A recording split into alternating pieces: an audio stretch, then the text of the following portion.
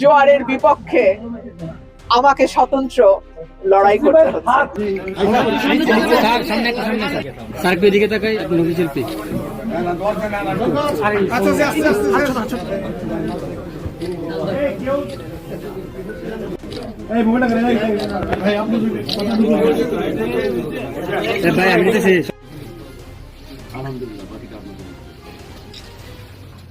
আশাবাদী সরাই রাষ্ট্রযন্ত্রের যে সারা আমি দেখছি, আল্লাহর রহমতে আমি বিশ্বাস করি মানুষ ভোটের মাধ্যমে আমাকে জয়যুক্ত করবে এবং সরাইল আশুগঞ্জকে নিয়ে আমার যে পরিকল্পনা, আমাদের যে পরিকল্পনা, আমরা সেটা বাস্তবায়ন করব। এত বড় দল, তাদের অনেক ব্যস্ততা আমরা দেখি, সেটা ৩০০ আসনে প্রার্থী আছে, তারপরে জোটের সঙ্গে আলোচনা আছে, তাদের এখন অনেক কর্মব্যস্ততা, আমাদেরও অনেক কর্মব্যস্ততা।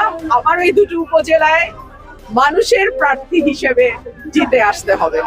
এটা তো আমার নির্বাচন না, এটা সরাইল আশুগঞ্জের মানুষের নির্বাচন, এটা আমার ভোট না, এটা তাদের ভোট।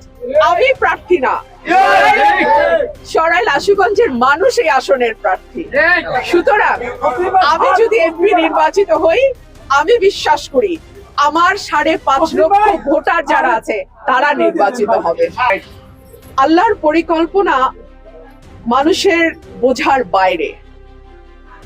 আল্লাহর এই পরিকল্পনায় আমার বাবা 73 সালে আওয়ামী লীগের জোয়ারের বিপক্ষে স্বতন্ত্র নির্বাচন করেছিল।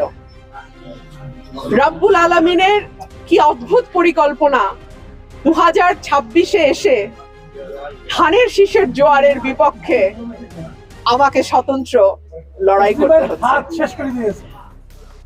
আল্লাহ পরিকল্পনা এবং তার বাস্তবায়নের প্রক্রিয়া মানুষের বোঝার বাইরে। সো আমি দেখব আল্লাহর কি পরিকল্পনা রাখেন আমার জন্য। আমি এটুকুই বলবো, আপনারা দেখেন প্রতিটা মানুষের চোখে কতটুকু আশা, ভালোবাসা, আস্থা এবং বিশ্বাস। আমি বাংলাদেশের সকল মানুষের কাছে দোয়া চাই